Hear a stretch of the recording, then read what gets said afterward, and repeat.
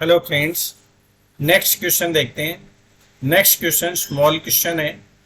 Exam में अगर ये आता है तो यूजुअली ये 5 मार्क्स का आता है और इसका जो आंसर होता है वो एक्सपेक्टेड 100 वर्ड्स के अंदर आपको देना होता है।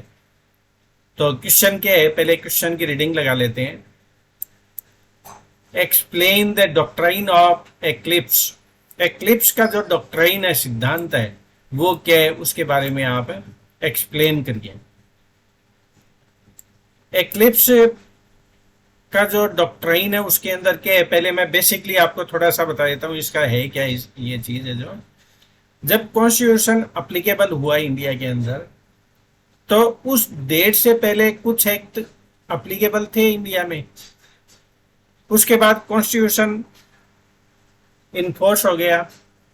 तो जिस डेट को कॉन्स्टिट्यूशन इन्फोर्स हुआ, उस डेट से पहले के जो एक्ट हैं उनके अंदर थोड़ी सी कंट्रोवर्सी थी। कंट्रोवर्सी किस टाइप की? जो फंडामेंटल राइट्स हैं वो इंडियन कॉन्स्टिट्यूशन है उसके थ्रू अपने को मिला हुआ है। जो इंडियन सिटीजन है वो फंडामेंटल इंडियन कॉन्स्टिट्यूशन के थ्रू मिला हुआ है। तो उस कॉन्स्टिट्यूशन को एक्सेप्ट करने से पहले, उस डेट से पहले कोई ऐसा एक्ट या लेजिस्लेचर जो कॉन्स्टिट्यूशन के थ्रू अपने को जो फंडामेंटल राइट्स मिले हुए हैं उनको डिफीट करते हो, जो एक्ट या जो उस कॉन्स्टिट्यूशन के इनकंसिस्टेंट है, तो उस पोर्शन को, उस एक्ट का क्या किया, उसका जो पर्टिकुलर जो पोर्शन है जो उसको इनवैलिड नहीं बताया, वो इनवैलिड नहीं है, वॉइड नहीं है, उनको डोरमेंट स्टेटस के अंदर वहां पर उसको छोड़ दिया और फ्यूचर के अंदर लेजिस्लेचर के अंदर अमेंडमेंट करके अकॉर्डिंगली उसको एक्सेप्ट कर लिया।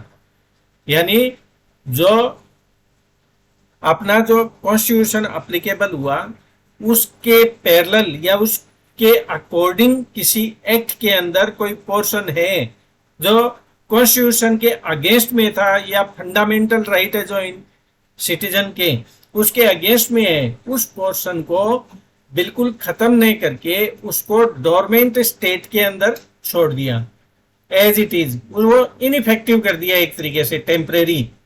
वो वॉइड नहीं थे, इनवैलिड नहीं थे, बस उनको इन्फोर्स नहीं किया टेम्परेरीली।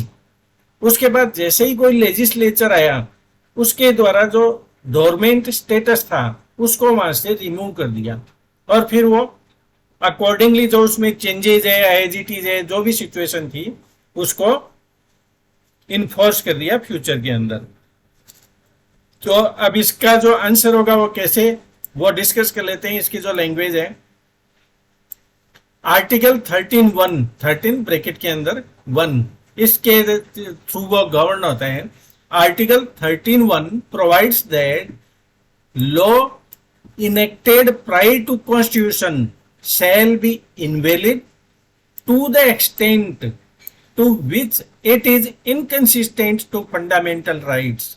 वो उस लिमिट तक इनवैलिड रहेगा जहां तक वो फंडामेंटल राइट्स के अकॉर्डिंगली या उसको डिफीट कर रहा हो जो पोर्शन, वहां तक वो जो इनकंसिस्टेंट टू फंडामेंटल राइट्स है उसको, उस पोर्शन को इनवैलिड डिक्लेयर कर दिया एक तरीके से। Such laws are not void और invalid ab initio but become eclipsed. यानी वो एक तरीके से उसको एज इट इज, उसको एक बार टेम्परेरीली उसको फ्रीज कर दिया, जो फंडामेंटल राइट्स के अकॉर्डिंग नहीं है, but become eclipsed by fundamental rights. क्यों? फंडामेंटल राइट जो मिल गए अपने को कॉन्स्टिट्यूशन के थ्रू, तो फिर वो जो पोर्शन है जो फंडामेंटल राइट को डिफीट करता हो वो इनएक्टिव हो गए। सच मेथड्स डू नॉट डाई।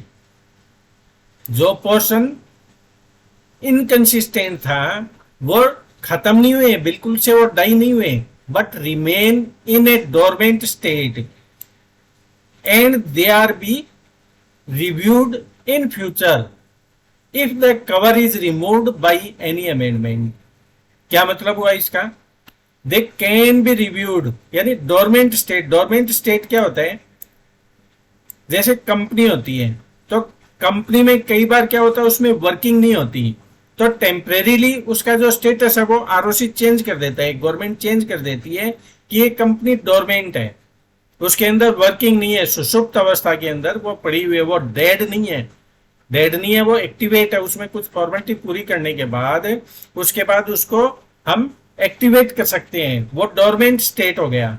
ये एक लीगल प्रोविजन है। And they can be reviewed in future if the cover is removed by any amendment, किसी भी प्रकार का कोई अमेंडमेंट करके उस डोरमेंट स्टेट है जो उसका जो कवर है उसको हटा देते हैं, उसके बाद वो इन्फोर्सेबल हो जाएगा वहां पर। This is the principle of eclipsed. इसमें एक इंपॉर्टेंट केस भी है, Bhikaji versus state of MP, AIR 1955, supreme court 781 is a good example of this doctrine. So thank you very much for watching my channel. Thank you.